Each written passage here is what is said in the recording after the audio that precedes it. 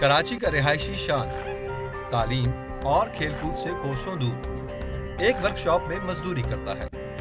शान के मुस्तकबिल का एक बड़ा हिस्सा अपने बचपन से महरूम हो रहा है। जो दिन उसे पढ़ने लिखने में गुजारने चाहिए थे वो वर्कशॉप पर गुजारता है। शान सुबह सवेरे मैकेनिक की दुकान पर आ जाता है और अपना तमाम दिन लोगों की मोटरसाइकिल्स ठीक करने में गुजार देता है और इसके एवज शान को महज 40 रुपए मिलते हैं। बच्चे जो किसी मुल्क का मुस्तकबिल, सरमाया और असासा होते हैं, जब हालात से मजबूर होकर हंसने खेलने के दिनों में काम करने निकल खड़े होते हैं तो यकीनन इस मुआशरे के लिए एक अलमिया होता है। आज आपकी कहानी में हम आपकी मुलाकात करवाएंगे शान से। अस्सलाम वालेकुम बेटा, कैसे हो बेटा? खैरियत से हो? अच्छा मुझे बता, कितने अरसे से काम कर रहे हो आप? ये रमज़ान से पहले से। रमज़ान से पहले से बहुत टाइम से कर रहे हो? पूरा काम आता है मोटरसाइकिल का? कितनी उम्र है आपकी? ये 9 साल हो गए हैं। 10 9 साल उम्र है सिर्फ? 9 साल में और आपको दिल नहीं करता कि पढ़ने लिखने जाऊँ या दूसरे कोई काम करूँ? यहाँ पे क्यों काम करते हो? दिल करता है पढ़ने लिखने का? यहाँ पे क्यों काम करते हो? पैसे मिलते हैं इसलिए? नहीं, पैसे के भी देरी करते। पैसे की वजह से नहीं, काम सीखना चाहते हो? ठीक है। और भी बहन भाई हैं आपके? कितने बहन भाई हैं? 4 भाई हैं, 1 बहन है। वो सब भी मजदूरी करते हैं या पढ़ते हैं? वो उधर पढ़ते हैं। अच्छा, उधर वहाँ पे मतलब यहीं पे रहते हैं करीब में? अम्मी अबू क्या करते हैं? अम्मी बैठी रहती है घर पे और अब्बू शादी हाल का काम करते हैं। अच्छा, अब्बू शादी हाल का काम करते हैं। तो आपका मतलब पढ़ने लिखने का दिल करता है? आपने कभी अम्मी अब्बू से बोला कि मेरा पढ़ने लिखने का दिल करता है, मुझे पढ़ाओ लिखाओ, मैं ये काम नहीं करता? अच्छा, कभी नहीं बोला? क्यों? ये अच्छा लगता है। अच्छा लगता है, काम सीखना भी अच्छा लगता है। चलो ये तो अच्छी बात है, लेकिन आपको पता है कि काम कितना हैवी है? अगर मोटरसाइकिल आपको गिर जाए, कोई मसला हो जाए, कोई चीज़ हो जाए, ये सारी चीज़ें हैं ना, तो उसमें कोई आपकी हेल्प करता है? यहाँ पर आपकी हेल्प भी करते हैं? अच्छा, अभी पढ़ते हो आप? बिल्कुल भी नहीं पढ़ते? कुछ अलिफ बे भी लिखना नहीं आती? अलिफ बे लिखना आती है। अलिफ बे लिखना आती है। और क्या क्या लिखना आता है? और ABCD लिखना आती है। अच्छा, यहाँ से देखते हो यहाँ पर सामने स्कूल भी है, बच्चे सुबह सुबह स्कूल जा रहे होते हैं, उन्हें देखते हो आप स्कूल जाते हो? क्या दिल करता है आप भी स्कूल जाओ? अच्छा, यहाँ से पैसे कितने मिल जाते हैं? 40 रुपये रोज़ मिलते हैं। रोज़ाना 40 रुपये मिलते हैं। वो कहाँ क्या करते हैं 40 रुपये का? खाता। क्या खाते हो? चीज़ खाते हो। अम्मी अब्बू को देते हो? क्या लेके जाते हो अम्मी अब्बू के लिए? वो लेके जाता हूँ खाना वगैरह लेके जाते हो अम्मी अब्बू के लिए? अच्छा, 40 रुपये रोज़ से मिलते हैं तुम्हें। और उसके बाद तो कभी ऐसा होता है कि आपने वो काम अच्छा किया, थोड़े पैसे ज़्यादा मिल गए? ऐसा भी होता है?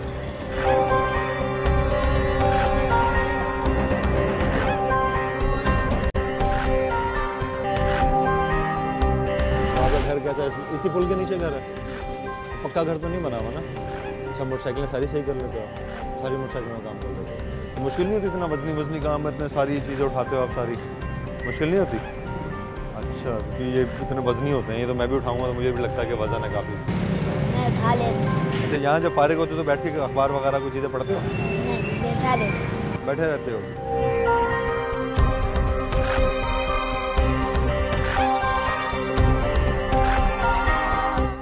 पाकिस्तान में बच्चों की मजदूरी का कानून बने कई साल हो गए, लेकिन इस पर अमल दरामद नहीं हो सका और खुद इस कानून में भी नए आलमी कन्वेंशंस के मुताबिक बेहतरी लाने की जरूरत है।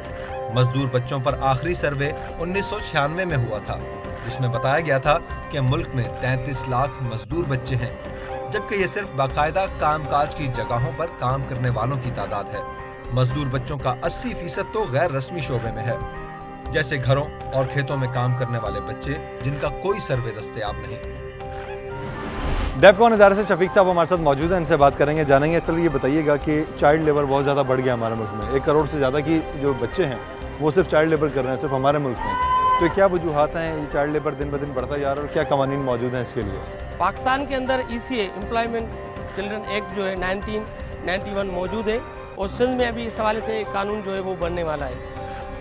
बुनियादी तौर पर जो गुर्बत है वो बड़ा सबब है जो चाइल्ड लेबर को जन्म दे रही है। लेकिन मैं समझता हूँ कि अगर लोगों को हम एजुकेशन दें, एजुकेशन का ना होना, लोगों का इलिटरेट होना जो है ना, ये भी जो है बहुत बड़ा सबब है जिसकी वजह से हमारे यहाँ जो है चाइल्ड लेबर दिन ब दिन जो है बढ़ रहे हैं। इसके अलावा आप देखें कि लोगों के लिए एम्प्लॉयमेंट की अपॉर्चुनिटीज़ जो है वो बढ़ने की बजाय, जिस तरह हमारी आबादी जा रही है उस हिसाब से बढ़ने की बजाय वो जो है कम हो रहे हैं। एक ये सबब है।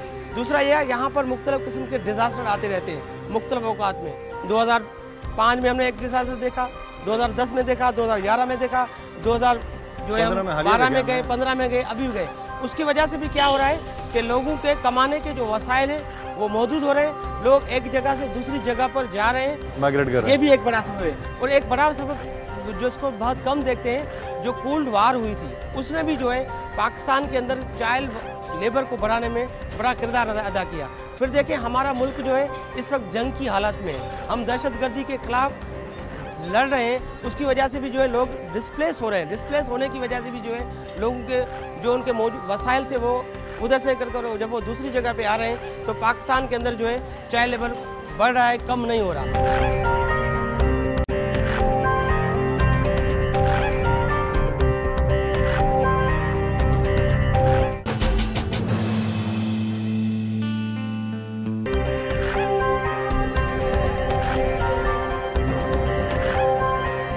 ये बताइए कि चाइल्ड लेबर जो हमारे मुल्क में बहुत ज़्यादा बढ़ता जा रहा है, इसकी क्या वजूहत है? बिल्कुल मैं ये कहूँगी कि जिस तरह से चाइल्ड लेबर ही नहीं बल्कि बच्चों से रिलेटेड हर इशू जो है वो हम देख रहे हैं कि बहुत ज़्यादा जो है वो दिन ब दिन इंक्रीज़ ही हो रहा है, उनमें जो है उनके इश्यूज़ में कमी नहीं आ रही। और उसकी वजह एक ये है कि ये जो है बहुत ज़्यादा नेगलेक्टेड एरिया है हमारे मुल्क में। और जबकि मैं ये कहूँगी कि जहाँ पर हम बहुत सारी चीज़ें देखते हैं और बात करते हैं माशरे में बेहतरी के लिए, तो जब आप अपनी रूट्स को ही जो है वो कैच नहीं करेंगे, उनको ही फोकस नहीं करेंगे, तो फिर इस तरह के इश्यूज़ चाइल्ड लेबर हो या चाइल्ड अब्यूज़ हो या कॉर्पोरल जो है वो पनिशमेंट के हवाले से अगर आप बात करते हैं या उनकी एजुकेशन है, हेल्थ है, क्योंकि ये तो ह्यूज एरिया है ना कि जब आप एक बच्चे की बात करते हैं तो स्टेट को मैं समझती हूँ इसमें रिस्पॉन्सिबल होना चाहिए कि वो जो है वो अपने जो ख़ास तौर पर आने वाली जनरेशन है और अपने बच्चे हैं उनको फोकस करें, उनके इश्यूज़ को फोकस करें, उनके ऊपर एक मौसर जो है वो लेजिस्लेशन होनी चाहिए, उनके ऊपर जो है वो मौसर उसके बाद फिर जो एक इम्प्लीमेंटेशन का फेज़ होता है वो होना चाहिए।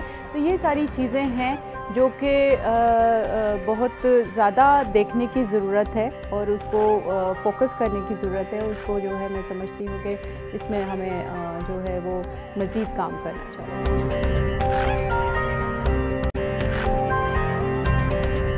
फारिग हो जाए तो फिर क्या क्या करते हो?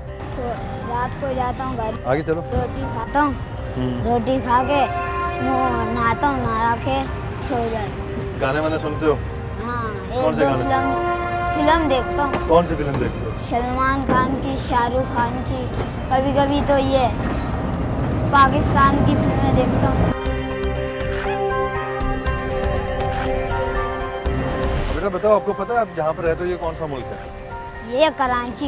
ये तो शहर है ना कराची। हाँ। मुल्क का पता है? मुल्क कौन सा? मुल्क नहीं पता। मुल्क का नहीं पता? पाकिस्तान क्या है पता है? पाकिस्तान किसे कहते हैं? हाँ, क्या? पाकिस्तान जो बड़े बड़े लोग होते हैं पाकिस्तान में, जो जिसके पास पैसे होते हैं, पाकिस्तान ये होता है। पाकिस्तान वो क्या नाम है जो फोटो पे छापता होता है ना, फोटो पे,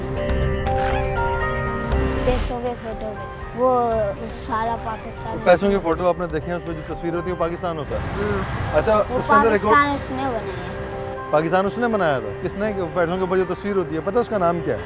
हाँ, नाम थोड़ा आता है, मांदा गाजी पता नहीं। हाँ? नाम नहीं सही से आता है। नहीं पता? उसकी कब्र देखी हुई है। कब्र देखी हुई है? कहाँ पर है? वो उधर है, वो एक सफ़ेद सफ़ेद का, जैसे वो पील था ना हमारा, वैसे सफ़ेद सफ़ेद का होता है, उसके साथ में उसकी कब्र है। अच्छा, उसके साथ में उसकी कब्र है। उसको क्या बोलते हैं उस जगह को पता है? कब्रिस्तान। कब्रिस्तान कब्रिस्तान बोलते हैं। बेटा वो जो है ना वो है मज़ार कायद, ठीक है? वो जो आपने तस्वीर देखी है ना, उस पर नोट पे बनी होती है जिन्होंने पाकिस्तान बनाया, उनको बोलते हैं कायद आज़म। याद आ गया आप? कायद आज़म, उनको कायद आज़म बोलते हैं। जिस जगह पे आप गए थे उसको बोलते हैं मज़ार कायद, ठीक है? हाँ, और नोटों पे आपने देखा होगा, नोट के पीछे और भी तस्वीरें बनी हुई होती हैं बहुत सारी जगहों की, देखिए वो सब क्या है, कुछ पता है कभी? नहीं। ठीक है, चलो वो पता नहीं है आपको। अच्छा मुझे बताओ, यहाँ पे बहुत सारे बच्चे खेलते हुए मैंने देखे, खेल रहे हैं बहुत सारे बच्चे, आप काम में लगे रहते हो, आते जाओ मेरे साथ? कभी एक दिन छुट्टी मिलती है, मैं भी खेलता हूँ। अच्छा, किस दिन छुट्टी मिलती है? इतवार वाले दिन की छुट्टी नहीं है, मैं बोलता हूँ उस्ताद छुट्टी दो तो छुट्टी दे देते हैं। अच्छा, छुट्टी दे देते हैं। फिर क्या खेलते हो आप? सब जो ये खेलते हैं ना, हम भी खेलते हैं। क्या खेलते हो? क्रिकेट पसंद है, हॉकी हाँ, पसंद है, छुपन क्रिकेट। छुपाई, क्या खेलते हो? छुपन छुपाई, क्रिकेट, शॉटपुट।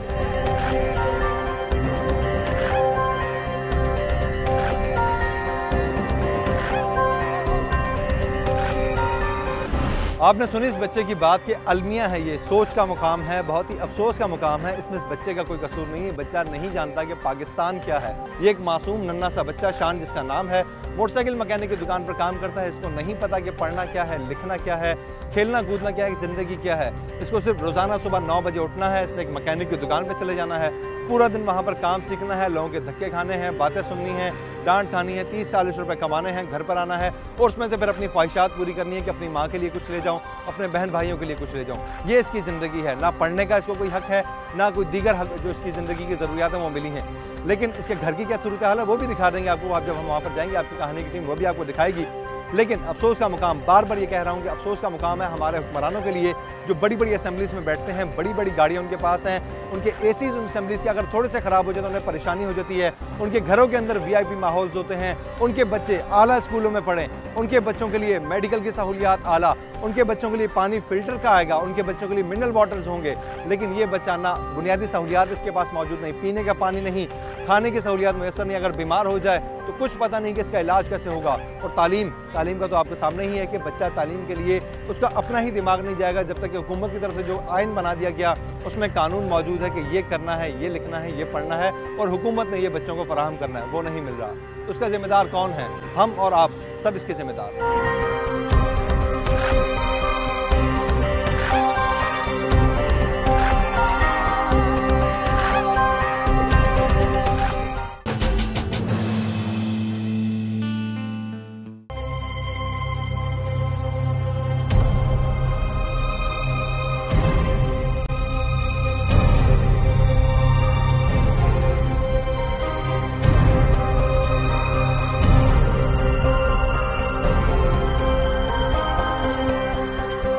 आपने काम किया, आपके दौर हुकूमत रहा पीपल्स पार्टी का, अभी भी सिंध में हुकूमत है, इससे पहले भी ओवरऑल हुकूमत पीपल्स पार्टी करे।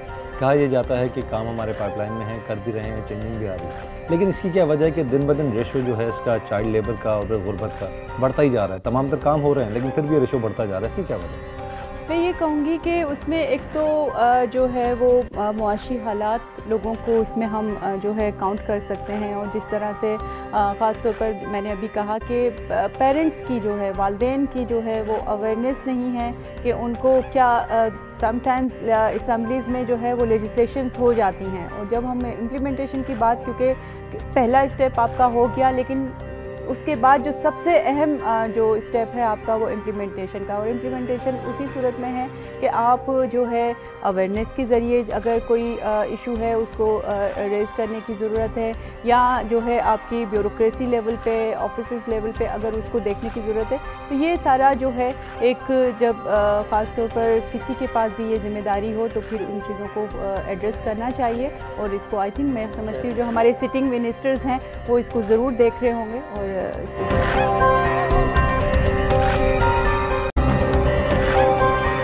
कि पेरेंट्स की अवेयरनेस की जो बात आती है तो पेरेंट्स तो ऑलरेडी इतने परेशान हैं, उनके पास सब मुआशी हालात इतने बुरे हैं कि अवेयरनेस से दूर की बात उनको ये टेंशन होती है कि रात का खाना हमारे बच्चे कैसे खाएंगे। तो अवेयरनेस तो ठीक है, किसी भी तरीके से कोई भी कैंपेन चलाई जाएगी, पहुंचा दी जाएगी। उनके पेट को पालने के लिए क्या किया जाएगा ताकि वो अपने बच्चे को घर से बाहर ना निकाले कमाने के लिए, उसको एजुकेशन की तरफ रखें, उसको कुछ सीखने की तरफ रखें। चाइल्ड वर्क पे बेशक ले जाए, चाइल्ड लेबर पे ना लेके जाए। देखिए मैं ये कहूँगी इसीलिए हम ये बात करते हैं कि जब अवेयरनेस की बात करते हैं तो अवेयरनेस जब आपकी समझ में एक बात ये आ जाएगी कि एजुकेशन ही मेन टूल है जो जिसके ज़रिए आप तरक्की की तरफ जा सकते हैं। और अगर पेरेंट्स को ये समझ आ जाएगी कि वो हमारा बच्चा पढ़ने के बाद जो है वो बेहतर तौर पे काम कर सकता है, बेहतर तौर पे अपनी जिम्मेदारियां जब समझ में आएगा ना, जब वो माशी हालात से बाहर आएंगे तो मैं समझती हूँ कि ये बिल्कुल जॉब अपॉर्चुनिटीज़ का भी एक सिस्टम होना चाहिए, लोगों के रोज़गार का भी, ताकि वो अपने बच्चों का भी पेट पाल सकें, उनको बेहतर तालीम। तो इसीलिए हमने मैं अभी बल्कि नेक्स्ट जो मेरा स्टेप है वो बच्चों की फलाह के हवाले से और उनकी लेजिस्लेशन के हवाले से वो यही है कि हम एक और लेजिस्लेशन लेकर आ रहे हैं ताकि उसको एक सबसे पहले जो स्टेप होता है आपका वो यही होता है कि आपके पास कानून साजी होनी चाहिए। जो मैंने बहुत साल जो है मैं समझती हूँ मेरा 10 साल जो है वो इस फील्ड में रहा है और हम जहाँ पे भी गए तो वो लोगों को यही जो है इशू आता था कि हमारे पास कोई कानून नहीं है। अगर कहीं पर चाइल्ड लेबर हो रही है या अगर हमारे पास कहीं पे अगर चाइल्ड अब्यूज़ भी हो रहा है या बच्चे के साथ ज़्यादती की जा रही है तो अगर आपके पास कानून नहीं है तो आप किस कानून के तहत जो है उसको सज़ा देंगे या रोकेंगे इसको। तो ये सारी चीज़ें हैं वो इंशाल्लाह कानून तो जो है हमने बिल ड्राफ्ट और किया है और इंशाल्लाह इसके बाद फिर इम्प्लीमेंटेशन की तरफ भी जाएंगे।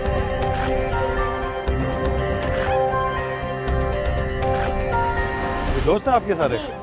अच्छा, तो सब आपके दोस्त जो हैं यहाँ पे खेलते कूदते रहते हैं, आप काम करते रहते हैं? जी। अच्छा, कौन कौन दोस्त हैं, मुझे इनका तारुफ करवाओ। ये भी है, ये भी। नाम पूछो। नाम इसका नाम शादन है, इसका नाम बेबी है, इसका प्यारा है, इसका नाम प्यारा है, इसका नाम अशोक है, इसका नाम सागर है, इसका नाम रोशन है और इसका नाम रीमा है, इसका नाम देवी है, इसका नाम करिश्मा है। अच्छा, आप सब इसके दोस्त सब खेलते हो साथ में? आप में से गाना कौन गाता? गाना ये भी सब गाते। सबको? किसको आता है? मेरे को नहीं। मुझको बता दे चाहूँ मैं आना, तू ही ना अपने दिल को सुना दे, चाहूँ मैं आना। नाज़रीन, प्रोग्राम आपकी कहानी की टीम आज मौजूद रही इन बच्चों के साथ, खुसूसन शान के साथ। शान जो एक मैकेनिक की दुकान पर काम करता है। हमारे मुल्क में लेबर के लिए बड़े कानून बनाए जाते हैं, चाइल्ड लेबर के लिए बनाए जाते हैं, लेकिन उसके बावजूद बच्चे जो हैं बुनियादी सहूलियात से महरूम हैं, पढ़ने लिखने से महरूम है और दीगर सहूलियात तो एक तरफ रख दी जाए। शान की कहानी आपने देखी आज के प्रोग्राम में। आपको आज का प्रोग्राम कैसा लगा अपने फीडबैक से ज़रूर आगाह कीजिएगा। आप हमें ईमेल कर सकते हैं akk@dawnnews.tv पर और फेसबुक पर भी आप हमें ज्वाइन कर सकते हैं प्रोग्राम आपकी कहानी के पेज पर, वहाँ पर भी अपनी राय से हमें आगाह कर सकते हैं। इस आज के प्रोग्राम के हवाले से अपनी राय से ज़रूर आगाह कीजिएगा। अगले प्रोग्राम में किसी नए मौजू के साथ दोबारा हाजिर होंगे। तब तक के लिए बिलाल मिर्ज़ा और टीम आपकी कहानी को दीजिए इजाज़त। अल्लाह ने के बाद। पाकिस्तान जिंदाबाद।